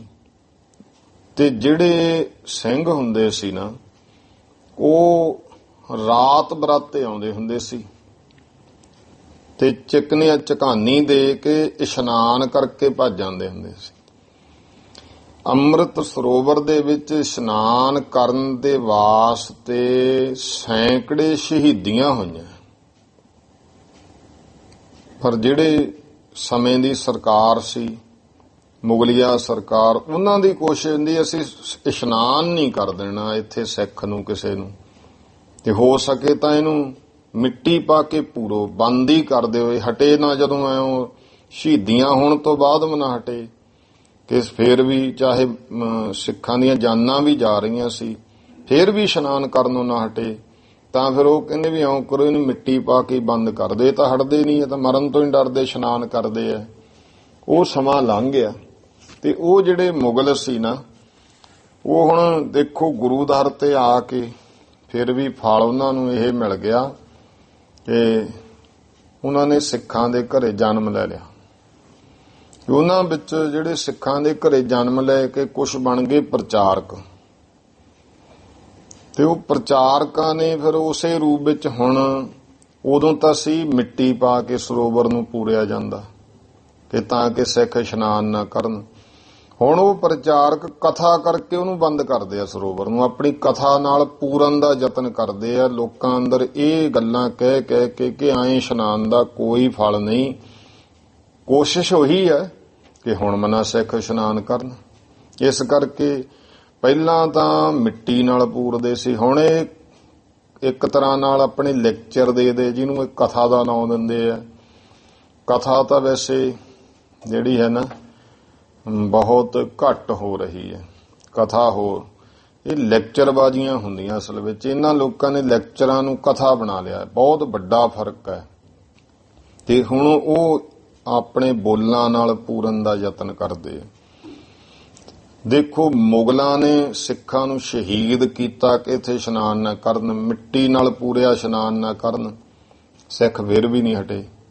ਜ਼ੋਰ ਇਹ ਵੀ ਜਿੰਨਾ ਮਰਜ਼ੀ ਲਾ ਲੈਣ ਨਿੰਦਕ ਪ੍ਰਚਾਰਕ, ਫੇਰ ਵੀ ਸਿੱਖਾਂ ਨੇ ਹਟਣਾ ਨਹੀਂ ਹੈ। ਇਹ ਠੀਕ ਹੈ ਵੀ ਸਮੇਂ ਦਾ ਗੇੜ ਹੁੰਦਾ, ਉਦੋਂ ਵੀ ਸਮਾਂ ਐਸਾ ਕਿ ਕਈ ਵਾਰ ਸਮਾਂ ਆਉਂਦਾ ਸਿੰਘਾਂ ਨੂੰ ਦੂਰ ਵੀ ਰਹਿਣਾ ਪਿਆ। ਤੇ ਇਸ ਕਰਕੇ ਇਹ ਕਿਸੇ ਦੇ ਕਈ ਵਾਰ ਮਨ ਤੇ ਪ੍ਰਭਾਵ ਜਿਹਾ ਪੈ ਜਾਂਦਾ, ਪਰ ਫੇਰ ਮੁੜੇ ਆਉਂਦਾ ਜਦੋਂ ਮਹਾਰਾਜ ਦੀ ਕਿਰਪਾ ਹੁੰਦੀ ਹੈ, ਜਿਹਦੇ ਅੰਦਰ ਜਗਿਆਸਾ ਹੈ। ਤੇ ਗੁਰੂ ਸਾਹਿਬ ਕਿਰਪਾ ਕਰੇ। ਮਹੱਤਵ ਦੇਖੋ ਅੰਮ੍ਰਿਤ ਸਰੋਵਰ ਦਾ, ਉਹ ਵੱਖਰੀ ਗੱਲ ਹੈ। ਕੋਈ ਨਹੀਂ ਇਸ਼ਨਾਨ ਕਰਨਾ ਚਾਹੁੰਦਾ, ਕਈ ਵਾਰ ਕੋਈ 5 ਇਸ਼ਨਾਨਾਂ ਕਰਨਾ, ਲੇਕਿਨ ਇਹ ਨਹੀਂ ਹੈ ਕਿ ਇਹ ਗੱਲਾਂ ਕਰਨੀਆਂ। ਇਹ ਆਮ ਸੰਗਤਾਂ 'ਚ ਨਹੀਂ ਹੈ। ਜਿੰਨੇ ਬਾਹਰ ਦੇਸ਼ਾਂ ਵਿਦੇਸ਼ਾਂ ਵਿੱਚ ਲੜਾਈ ਝਗੜੇ ਨੇ, ਇਹ ਇਹੋ ਜਿਹੇ ਪ੍ਰਚਾਰਕਾਂ ਨੇ ਪਵਾਏ ਆ ਗੁਰੂ ਘਰਾਂ ਦੇ ਵਿੱਚ। ਨਹੀਂ ਪਹਿਲਾਂ ਸ਼ਾਂਤੀ ਨਾਲ ਆਉਂਦੇ ਸੀ, ਗੁਰੂ ਦੀ ਗੱਲ ਸੁਣੀ, ਗੁਰੂ ਨਾਲ ਜੁੜਦੇ ਸੀ।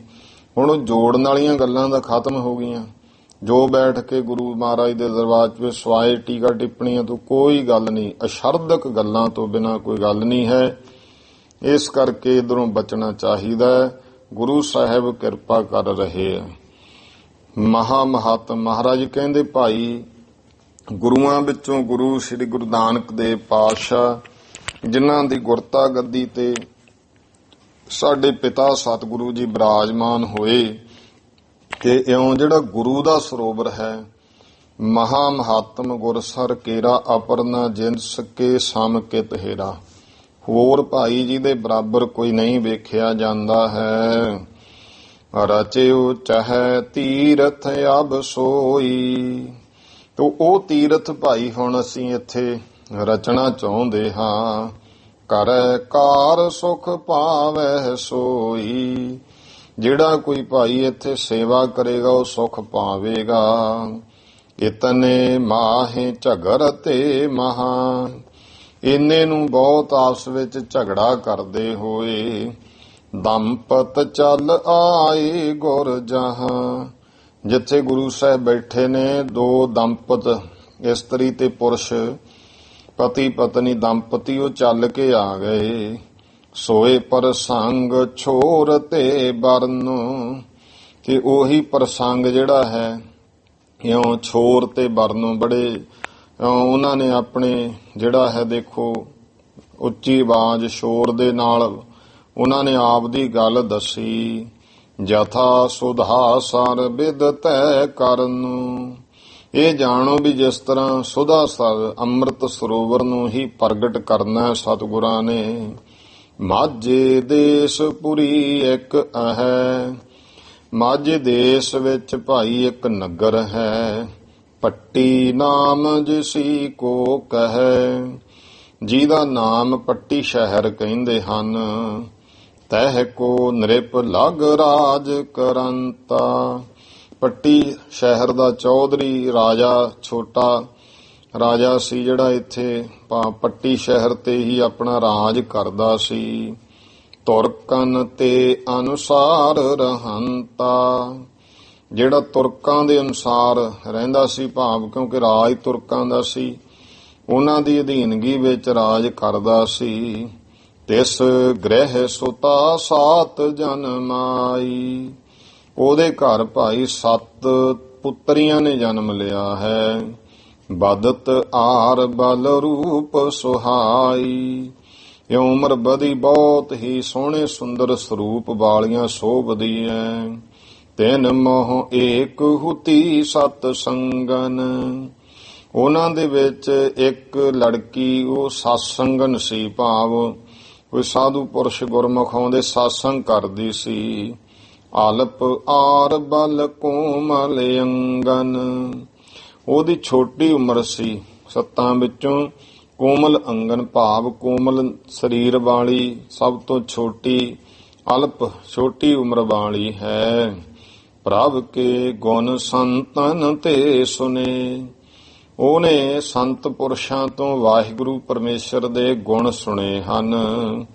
ਬੈਠੈ ਨਿਕਟ ਜਬੈ ਮਿਲ ਭਨੇ, ਕਿਉਂ ਭਾਈ ਜਦੋਂ ਨੇੜੇ ਕੋਲ ਬੈਠ ਕੇ ਮਿਲ ਕਰਕੇ ਕਹੇ, ਜੀਵ ਜੀਵ ਪ੍ਰਤ ਤੀਨੋਂ ਲੋਕ। ਇਉਂ ਭਾਈ ਦੱਸਿਆ ਕਿ ਦੇਖੋ ਤਿੰਨਾਂ ਲੋਕਾਂ ਦੇ ਵਿੱਚ ਹਰ ਜੀਵ ਜੀਵ ਦੇ ਪ੍ਰਤੀ, ਜੋ ਵੀ ਤਿੰਨਾਂ ਲੋਕਾਂ ਵਿੱਚ ਕੋਈ ਜੀਵ ਪੈਦਾ ਹੋਇਆ ਹੈ, ਨਿਤ ਪਾਲਕ ਸਭ ਪ੍ਰਭੂ ਅਰੋਕ। ਅਰੋਕ ਕਹੀਏ ਬਿਨਾਂ ਰੋਕ ਤੋਂ, ਲਗਾਤਾਰ ਹਮੇਸ਼ਾ ਪਰਮਾਤਮਾ ਸਭ ਨੂੰ ਪਾਲਦਾ ਹੈ। ਜੋ ਜਿਸ ਜੂਨ ਜਹਾਂ ਹੋਏ ਪ੍ਰਾਨੀ, ਤੇ ਜੋ ਵੀ ਭਾਈ ਜਿਸ ਵੀ ਜੂਨ ਦੇ ਵਿੱਚ ਕੋਈ ਵੀ ਪ੍ਰਾਨੀ ਹੁੰਦਾ ਹੈ, ਤਾਹਾਂ ਦੇਤ ਭੋਜਨ ਗੁਣ ਖਾਨੀ, ਤੇ ਉਹ ਪਰਮੇਸ਼ਰ ਗੁਣਾਂ ਦੀ ਖਾਣ ਦੇਖੋ ਸਾਰਿਆਂ ਨੂੰ ਉੱਥੇ ਉੱਥੇ ਹੀ ਰਿਜ਼ਕ ਭੋਜਨ ਦੇ ਰਿਹਾ ਹੈ। ਸ੍ਰੀ ਗੁਰੂ ਨਾਨਕ ਕਹਿਓ ਸ਼ਲੋਕ, ਸ੍ਰੀ ਗੁਰੂ ਨਾਨਕ ਦੇਵ ਜੀ ਮਹਾਰਾਜ ਨੇ ਵੀ ਇਹ ਪਵਿੱਤਰ ਸ਼ਲੋਕ ਇਸ ਪ੍ਰਥਾਏ ਉਚਾਰਿਆ ਹੈ। ਪਾਠਤ ਵਿਚਾਰਤ ਸੋ ਪ੍ਰਭ ਲੋਕ, ਉਹ ਪਰਮੇਸ਼ਰ ਦੇ ਜਿਹੜੇ ਬੰਦੇ ਨੇ ਉਹ ਸ਼ਲੋਕ ਪੜ੍ਹਦੇ ਵਿਚਾਰ ਕਰਦੇ ਹਨ। ਸ੍ਰੀ ਮੁਖ ਵਾਕ ਸ਼ਲੋਕ ਮਹੱਲਾ ਪਹਿਲਾ।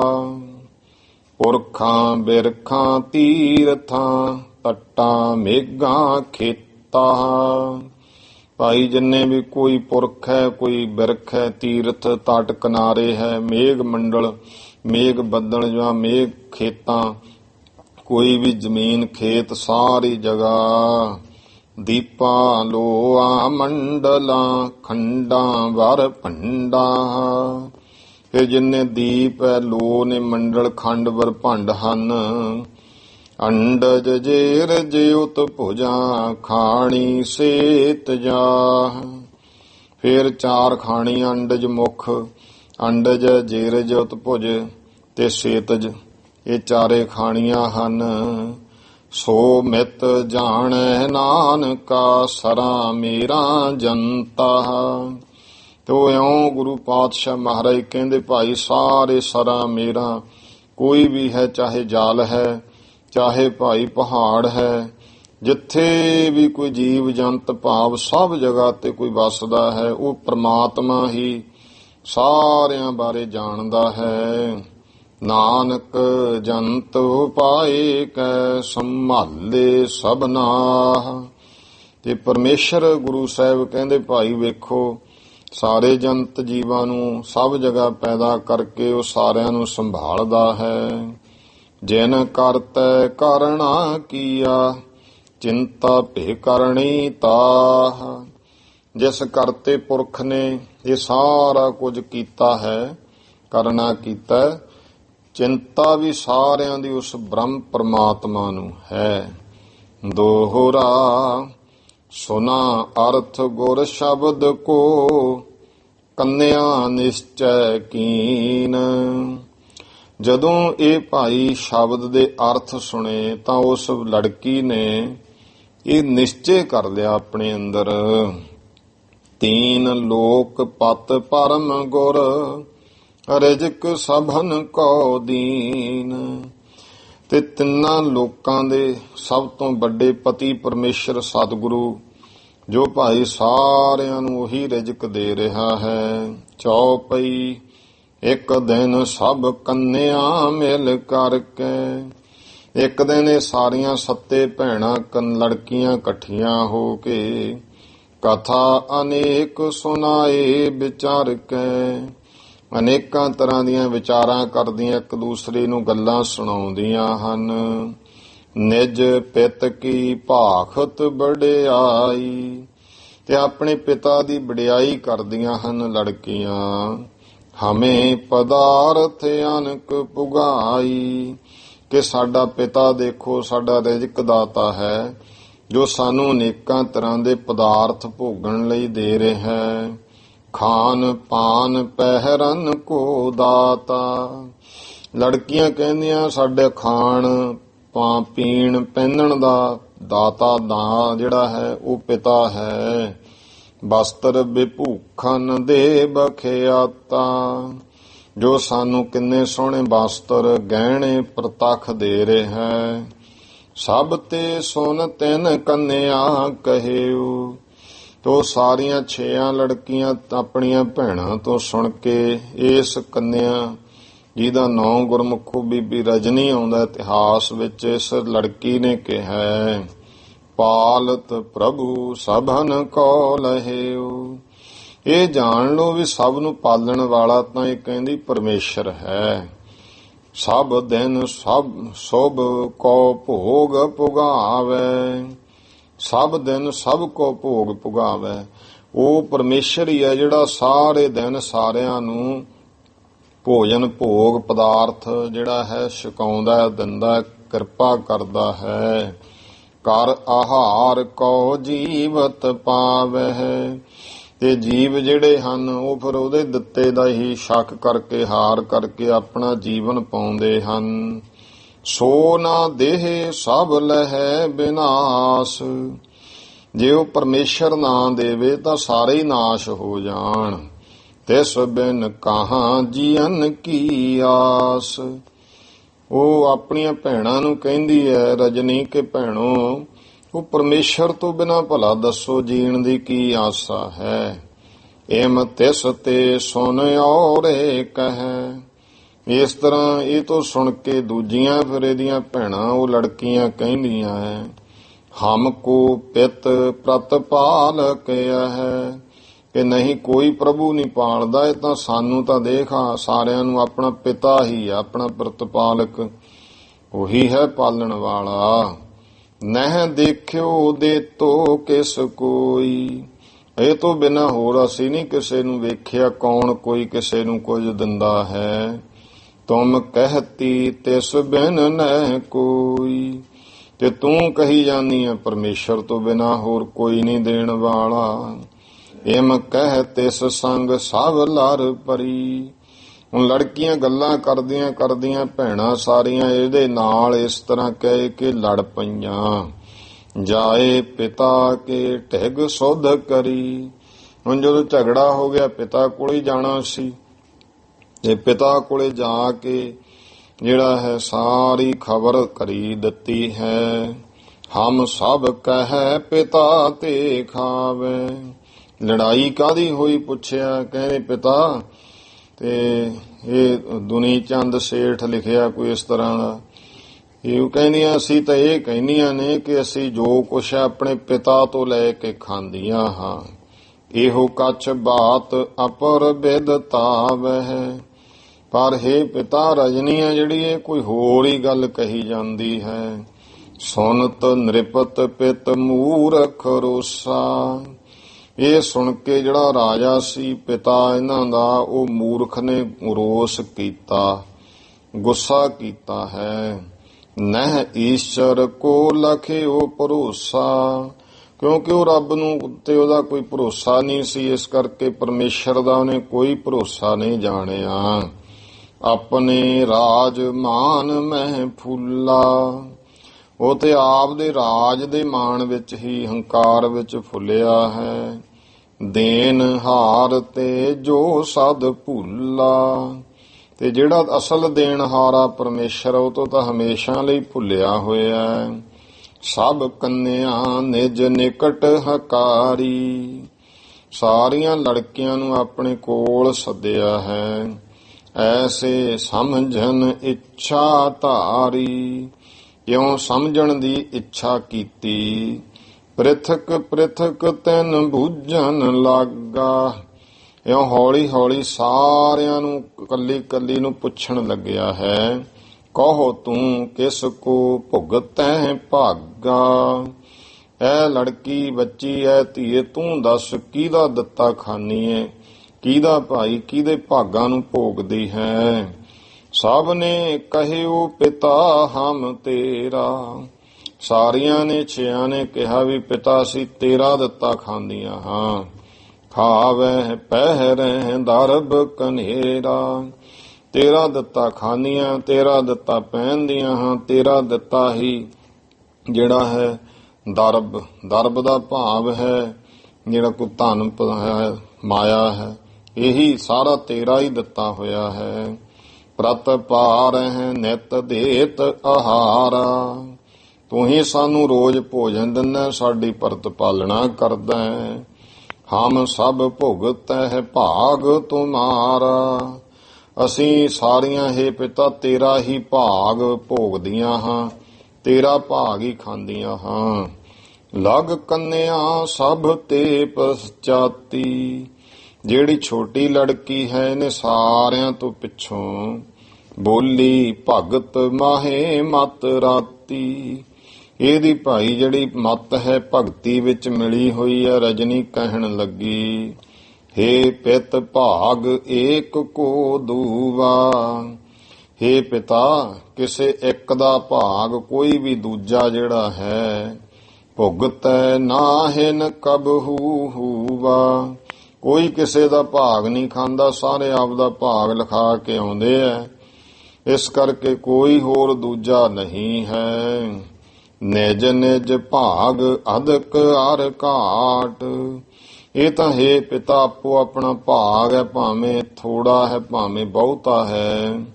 ਭੋਗਤ ਜਗ ਮਹਿ ਰੰਕ ਸੋਰਾਟ, ਉਹ ਜਗਤ ਵਿੱਚ ਭਾਵੇਂ ਕੋਈ ਕੰਗਾਲ ਹੈ ਭਾਵੇਂ ਰਾਜਾ, ਸਭ ਆਪੋ ਆਪਣਾ ਬਹੁਤਾ ਥੋੜਾ ਭਾਗ ਉਹੀ ਆਪਦਾ ਆਪਦਾ ਹੀ ਭੋਗਦੇ ਹਨ।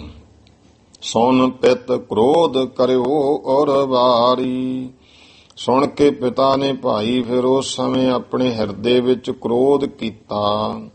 ਸਭ ਤੇ ਸਭ ਕੇ ਸੁਨ ਤੇ ਗਿਰਾ ਉਚਾਰੀ, ਸਾਰਿਆਂ ਦੇ ਸੁਣਦਿਆਂ ਉਹਨੇ ਇਹ ਬੋਲ ਕਹੇ ਅਮਕ ਰੰਕ ਹਮ ਜਾਤ ਮਝਾਰੀ, ਕਹਿੰਦੇ ਚੰਗਾ ਵੇਖਦੇ ਆ ਅਮਕ ਰੰਕ, ਉਹ ਇੱਕ ਫਲਾਣਾ ਗਰੀਬ ਹੈ। ਹਮ ਜਾਤ ਮਝਾਰੀ, ਜੋ ਅਸੀਂ ਜਾਣਿਆ ਹੈ। ਤਿਸ ਕੇ ਪੁੱਤਰ ਕੁਸ਼ਟ ਤਨ ਭਾਰੀ, ਉਹਦਾ ਇੱਕ ਪੁੱਤਰ ਹੈ ਜਿਹਦੇ ਸਰੀਰ ਨੂੰ ਵੱਡਾ ਕੋਹੜ ਹੋਇਆ ਹੈ। ਹਾਥ ਪਾਵ ਅੰਗਰੀ ਝੜ ਗਈ, ਜਿਹਦੇ ਹੱਥ ਪੈਰ ਉਂਗਲੀਆਂ ਝੜ ਗਈਆਂ, ਮਾਸ ਜਿਹੜਾ ਹੱਡੀਆਂ ਨਾਲੋਂ ਝੜਿਆ ਪਿਆ ਹੈ ਕੋੜ ਦੇ ਨਾਲ। ਅਸ ਕੋ ਮੈਂ ਜਬ ਤੋਹੇ ਦੈ ਦਈ, ਕਹਿੰਦੇ ਉਹਨੂੰ ਜਦੋਂ ਮੈਂ ਤੈਨੂੰ ਦੇ ਦਿੱਤਾ, ਭਾਵ ਦੇਖਦਾ ਮੈਂ ਉਹਦੇ ਨਾਲ ਤੈਨੂੰ ਜੇ ਵਿਆਹ ਦਿੱਤਾ, ਆਪਨ ਭਾਗ ਤਬ ਪੁੰਚਨ ਕਰੀਐ, ਫੇਰ ਦੇਖੂੰ ਤੂੰ ਆਪਦੇ ਭਾਗ ਕਿਵੇਂ ਪੁੰਚੇਗੀ, ਕਿਵੇਂ ਖਾਵੇਂਗੀ। ਨਰਕ ਸਮਾਨ ਕਸ਼ਟ ਕੋ ਭਰੀਐ, ਹੁਣ ਤਾਂ ਤੂੰ ਕਹਿਨੀ ਮੈਂ ਰੱਬ ਦਾ ਦਿੱਤਾ ਖਾਨੀ ਐ, ਜੇ ਮੈਂ ਉਹਦੇ ਨਾਲ ਤੈਨੂੰ ਜੋੜਤਾ, ਵਿਆਹ ਦਿੱਤਾ, ਉਹਦੇ ਲੜ ਲਾਤਾ, ਫੇਰ ਦੇਖਾਂਗੇ ਤੂੰ ਆਪਦੇ ਕਿਹੜੇ ਭਾਗ ਖਾਵੇਂਗੀ। ਕਹਿਣ ਲੱਗਿਆ ਰਜਨੀ ਦਾ ਪਿਤਾ ਨਰਕ ਸਮਾਨ ਕਸ਼ਟ ਕੋ ਭਰੀਐ, ਜਾਣ ਲੈ ਫਿਰ ਨਰਕ ਦੇ ਵਾਂਗੂ ਦੁੱਖ ਕਸ਼ਟ ਭਰੇਗੀ ਭੋਗੇਗੀ। ਸੁਨ ਕੰਨਿਆ ਨੇ ਪਿਤ ਕੀ ਬਾਣੀ, ਇਹ ਲੜਕੀ ਨੇ ਪਿਤਾ ਦੇ ਇਹ ਬੋਲ ਸੁਣ ਕਰਕੇ ਸੋਈਓ ਸੀਸ ਧਰੀ ਮਨ ਮਾਨੀ, ਤੇ ਉਹੀ ਗੱਲ ਆਪਣੇ ਸਿਰ ਤੇ ਧਰ ਲਈ, ਮਨ ਮੰਨੀ। ਕਹਿਣ ਲੱਗੀ ਪਿਤਾ ਵੀ ਜੇ ਮੇਰੇ ਸੰਜੋਗ ਉਹਦੇ ਨਾਲ ਹੋਏ ਤਾਂ ਕੋਈ ਨਹੀਂ, ਉਹਦੇ ਨਾਲ ਵਿਆਹ ਦੇ, ਇਹ ਤਾਂ ਤੇਰੀ ਇੱਛਾ ਹੈ। ਜਿਹੜੇ ਸੰਸਾਰੀ ਕਾਰਜ ਹੈ ਉਹ ਫਿਰ ਮੰਨ ਲਈ ਮਨ ਵਿੱਚ। ਤਿਸ ਕੀ ਮਾਤ ਸੁਬਰਜਤ ਰਹੀ, ਉਹ ਲੜਕੀ ਦੀ ਜਿਹੜੀ ਮਾਤਾ ਸੀ ਉਹ ਬਹੁਤ ਰੋਕਦੀ ਰਹੀ। ਤਉ ਪਿਤਾ ਨੇ ਰਿਸ ਕਰ ਦਹੀ, ਪਰ ਫਿਰ ਵੀ ਜਿਹੜਾ ਬਾਪ ਸੀ ਉਹਨੇ ਗੁੱਸੇ ਵਿੱਚ ਗੁੱਸਾ ਕਰਕੇ ਕਾਰਜ ਕੀਤਾ। ਨਹਿ ਦਾਇਜ ਕੋ ਨ੍ਰਿਪਨੇ ਦੀਨਾ, ਤੇ ਜਿਹੜਾ ਰਾਜਾ ਸੀ ਨਾ ਇਹਨੇ ਕੋਈ ਦਾਜ ਵਗੈਰਾ ਵੀ ਨਹੀਂ ਦਿੱਤਾ ਹੈ। ਮਨ ਮੂਰਖ ਨੇ ਆਸ ਹਠ ਕੀਨਾ, ਇਹ ਭਾਈ ਵੱਡੇ ਮਨ ਦੇ ਮੂਰਖ ਨੇ ਐਸਾ ਹਠ ਕੀਤਾ। ਕੰਨਿਆ ਮਨ ਪ੍ਰਭ ਭਾਵੀ ਮਾਨ।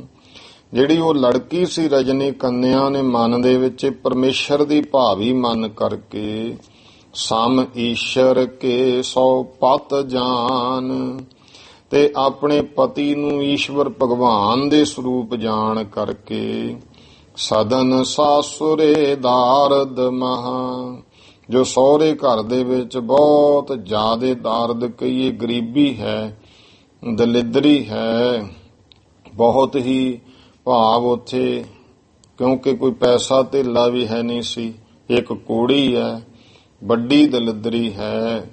ਪਹਿਰਨ ਖਾਨ ਨ ਪ੍ਰਾਪਤ ਤਹਾਂ, ਜਿੱਥੇ ਕੋਈ ਭਾਈ ਪਹਿਨਣ ਖਾਣ ਨੂੰ ਵੀ ਨਹੀਂ ਮਿਲਦਾ। ਕੇਤਕ ਦਿਨ ਦੁੱਖ ਭੁੱਖ ਕੋ ਸਹਿਓ, ਕੁਝ ਕੁ ਦਿਨ ਤਾਂ ਰਜਨੀ ਨੇ ਉੱਥੇ ਰਹਿ ਕੇ ਦੁੱਖ ਭੁੱਖ ਸਹਿਣ ਕੀਤੇ। ਬਹੁਰ ਅਨੰਤ ਕਿਤ ਚੱਲ ਬੇਚਹਿਓ, ਫਿਰ ਇੱਥੋਂ ਕਿਸੇ ਪਾਸੇ ਹੋਰ ਚੱਲਣਾ ਕੀਤਾ ਹੈ। ਤਿਸ ਪੁਰ ਰਹੀ ਨ ਬਹੁ ਦੁਖਿਆਰੀ, ਇਉਂ ਬਹੁਤ ਦੁੱਖਾਂ ਦੀ ਮਾਰੀ ਇਹ ਉਸ ਨਗਰ ਵਿੱਚ ਨਾ ਰਹੀ। ਪਤ ਬ੍ਰਤ ਧਰਮ ਮਹਾ ਦ੍ਰਿੜ ਧਾਰੀ, ਇਹ ਪਤੀ ਵਰਤ ਜਿਹੜਾ ਧਰਮ ਹੈ ਉਹ ਬਹੁਤ ਪ੍ਰਪੱਕਤਾ ਦੇ ਨਾਲ ਰਜਨੀ ਨੇ ਮਨ ਵਿੱਚ ਧਾਰਿਆ ਹੋਇਆ ਹੈ। ਪਤ ਕੁਸ਼ਟੀ ਕੋ ਧਰ ਵਿੱਚ ਖਾਰੀ, ਆਪਣੇ ਕੋੜੀ ਪਤੀ ਨੂੰ ਖਾਰੀ ਦੇ ਵਿੱਚ ਰੱਖ ਕਰਕੇ। ਅਪਰ ਗ੍ਰਾਮ ਤੇ ਮੰਗ ਆਹਾਰੀ, ਖਾਰੀ ਕਹੀਏ ਇੱਕ ਤਰ੍ਹਾਂ ਦੀ ਟੋਕਰੀ, ਕਦੇ ਉਹਨੂੰ ਕਿਸੇ ਤਰ੍ਹਾਂ ਖਿੱਚ ਕੇ ਜਾਂ ਕਦੇ ਸਿਰ ਤੇ ਚੁੱਕਦੀ ਹੈ। ਇਉਂ ਭਾਈ ਹੋਰਾਂ ਪਿੰਡਾਂ ਵਿੱਚੋਂ ਮੰਗ ਕੇ ਆਹਾਰ ਕਰਦੀ ਹੈ। ਜਾਚਤ ਅੰਨ ਆਨ ਧੀ ਤੇਤੂ, ਫਿਰ ਇਉਂ ਅੰਨ ਮੰਗ ਕਰਕੇ ਇਸ ਤਰ੍ਹਾਂ ਲਿਆਉਂਦੀ ਹੈ। ਪਤ ਅਰ ਆਪ ਖਾਏ ਲਹਿ ਜੇਤੂ, ਉਹਨਾਂ ਕੁ ਮੰਗ ਕੇ ਲਿਆਉਂਦੀ ਹੈ ਜਿੰਨਾ ਕੁ ਪਤੀ ਤੇ ਇਹ ਆਪ ਜਿੰਨਾ ਛਕ ਲੈਣ ਖਾ ਲੈਣ। ਅਸ ਵਿਦ ਕੇਤਕ ਦਿਵਸ ਬਿਤਾਏ, ਇਸ ਤਰ੍ਹਾਂ ਇਹਨੂੰ ਘੁੰਮਦੀ ਫਿਰਦੀ ਮੰਗ ਕੇ ਖਾਂਦਿਆਂ, ਪਤੀ ਬਿਮਾਰ ਹੈ, ਕੋੜੀ ਹੈ, ਉਹਨੂੰ ਲੈ ਕੇ ਜਿਹਦੇ ਹੱਥ ਪੈਰ ਮਾਸ ਝੜਿਆ ਪਿਆ ਹੈ, ਉਹਦੀ ਦੇਖਭਾਲ ਨਾਲ ਦੀ ਨਾਲ ਕਰਦੀ ਕੁਝ ਸਮਾਂ ਦਿਨ ਇਉਂ ਲੰਘਾਏ ਹਨ। ਇੱਕ ਪੁਰ ਤੇ ਦੂਸਰ ਪੁਰ ਜਾਏ, ਇੱਕ ਪਿੰਡ ਤੋਂ ਦੂਜੇ ਪਿੰਡ ਜਾਂਦੀ ਹੈ। ਪੁਰਖ ਕੁਸੰਗੀ ਦੇਖਤ ਜੋਏ, ਜਿਹੜੇ ਗੁਰਮੁਖੋ ਕੁਸੰਗੀ ਲੋਕ ਹੈ, ਕਦੇ ਸਾਸੰਗ ਚ ਨਹੀਂ ਗਏ, ਹੋਰ ਇਸ ਤਰ੍ਹਾਂ ਦੇ ਇਹਨਾਂ ਨੂੰ ਕੋਈ ਮਤਲਬ ਨਹੀਂ ਧਰਮ ਕਰਮ ਦਾ, ਉਹ ਦੇਖ ਕਰਕੇ ਇਸ ਨੂੰ ਕਰੈ ਕੁਤਰਕ ਅਨਕ ਵਿਦ ਸੋਏ। ਅਨੇਕਾਂ ਤਰ੍ਹਾਂ ਦੇ ਇਹਦੇ ਤੇ ਕੁਤਰਕ ਕਰਦੇ ਆ, ਕੋਈ ਕੁਛ ਕਹਿੰਦਾ, ਕੋਈ ਕੁਛ ਕਹਿੰਦਾ। ਲੈ ਆ ਤੁਰੀ ਫਿਰਦੀ ਹੈ ਮੰਗ ਕੇ ਖਾਂਦੀ, ਲੋਕਾਂ ਹੌਲੀ ਹੌਲੀ ਗੱਲਾਂ ਫੈਲਦੀਆਂ, ਕੌਣ ਹੈ? ਕੋਈ ਕਹਿੰਦਾ ਇਹ ਉਹ ਰਜਨੀ ਹੈ, ਇਹ ਤੇ ਦੇਖੋ ਦੁਨੀ ਚੰਦ ਰਾਜੇ ਦੀ ਪੁੱਤਰੀ ਹੈ। ਤੇ ਆ ਹੁਣ ਕਿਸੇ ਨੇ ਕਹਿਣਾ ਲੈ ਵੱਡਾ ਰੱਬ ਰੱਬ ਕਰਦੀ ਸੀ, ਹੁਣ ਕਿੱਥੇ ਆ ਰੱਬ ਤੇਰਾ? ਇਹਨੂੰ ਕੋੜੀ ਨੂੰ ਲਈ ਫਿਰਦੀ ਹੈ, ਰੋਟੀਆਂ ਹੁਣ ਲੋਕਾਂ ਦੇ ਮੰਗਦੀਆਂ। ਕਿਸੇ ਨੇ ਕਹਿਣਾ ਹੁਣ ਮੰਗ ਆਪਦੇ ਰੱਬ ਤੋਂ, ਹੁਣ ਕਿਉਂ ਤੁਰੀ ਫਿਰਦੀਆਂ ਲੋਕਾਂ ਦੇ ਘਰੇ? ਇਹੋ ਜਿਹੀਆਂ ਗੱਲਾਂ ਕੁਤਰਕਾਂ ਬਹੁਤ ਜ਼ਿਆਦੇ ਸਹਿਣੀਆਂ ਪੈ ਰਹੀਆਂ ਨੇ। ਤੇ ਕਿਵੇਂ ਸਤਿਗੁਰੂ ਦੀ ਕਿਰਪਾ ਹੁੰਦੀ ਹੈ, ਇਹ ਇਤਿਹਾਸ ਇੱਥੋਂ ਅਗਲਾ ਆਪਾਂ ਕੱਲ ਭਾਈ ਪੜ੍ਹਾਂ ਸੁਣਾਂਗੇ। ਹੁਣ ਟਾਈਮ ਹੋ ਗਿਆ ਹੈ ਸਮਾਪਤੀ ਦਾ। ਭੁੱਲ ਚੁੱਕ ਦੀ ਖਿਮਾ, ਸਤਿਗੁਰੂ ਕਿਰਪਾ ਕਰਨ, ਸਾਰੀਆਂ ਸੰਗਤਾਂ ਸਿਰ ਮਿਹਰ ਭਰਿਆ ਹੱਥ ਰੱਖਣ, ਤੰਦਰੁਸਤੀ ਚੜ੍ਹਦੀ ਕਲਾ ਬਖਸ਼ਿਸ਼ ਕਰਨ। ਆਓ ਸਾਰੇ ਮਾਈ ਭਾਈ ਉਚਾਰਨ ਕਰੋ ਜੀ। ਵਾਹਿਗੁਰੂ ਨਾਮ ਜਹਾਜ ਹੈ, ਚੜ੍ਹੇ ਸੋ ਉਤਰੇ ਪਾਰ, ਜੋ ਸਰਦਾ ਕਰ ਸੇਵ ਦੇ, ਗੁਰ ਪਾਰ ਉਤਾਰਨ ਹਾਰ। ਵਾਹਿਗੁਰੂ ਜੀ ਕਾ ਖਾਲਸਾ, ਵਾਹਿਗੁਰੂ ਜੀ ਕੀ ਫਤਿਹ।